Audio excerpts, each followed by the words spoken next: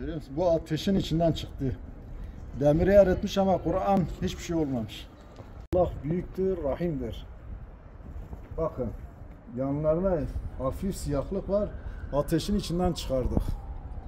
Tek tek bakın. İşte bu Allah'ın emrinin verdiği bir Kur'an-ı Kerim. Bütün ayetleri bunun içinde. Hiçbir şey olmamış. Bütün demirler eridi. Kur'an-ı Kerim hiçbir şey olmamış gibi ayetleri yerinde duruyor.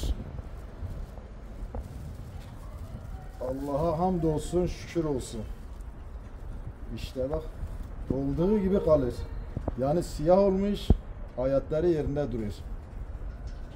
Ateşin içinden çıkardı. Bütün demirler yandı ama bu yanmamış. Bu bir mucize değil mi yani? Bu Allah'ın emri değil mi yani?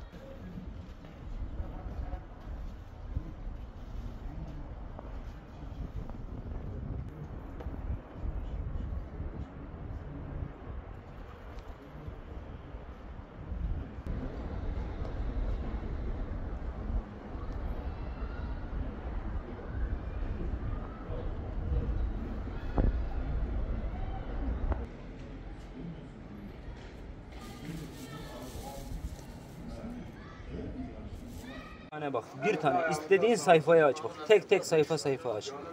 Aç Bak, biraz bakalım. Bak az önce bir dünya resim kataloğu vardı, kitap vardı. Az biraz açsana. Bak bismillahirrahmanirrahim. Yanmamış hiçbir yeri. Harf olarak Hiçbir- ayetlerin, surelerin yazdığı hiçbir yer yanmamış. Bak. Hiçbir Kur'an-ı Kerim'in bir harfi bile yanmamış. Bak istediğin sayfayı aç bak. Altını açıyorum bak. Bismillahirrahmanirrahim. Bismillahirrahmanirrahim. Bak. Bak yırtıldı. Bak burası bak. O yaş olmuş onun. Yaş olduğu için yırtıldı ama bak bir tane bile elhamdülillah yanmış. O kadar ev yanmış, izleyin.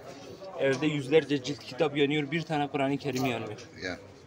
İnanan Müslüman bunu da anlamaz mı? Allahu Teala yapmıyor. amenna. Allah kelamını Kur'an'ı Bak, ateş yapmıyor. harflerde de bir tane şey olmuş. Bozulma da yok. Bozulma yok harflerde. Bozulma yok, is yok, bir şey yok. Hiç- Ama normal kitapların 10 tane, 15 bir- tane kitap vardı, hepsi yandı. Hepsi yanmışlar kitaplarda.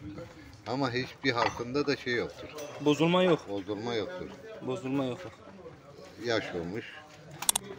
Şey oldu. Maşallah.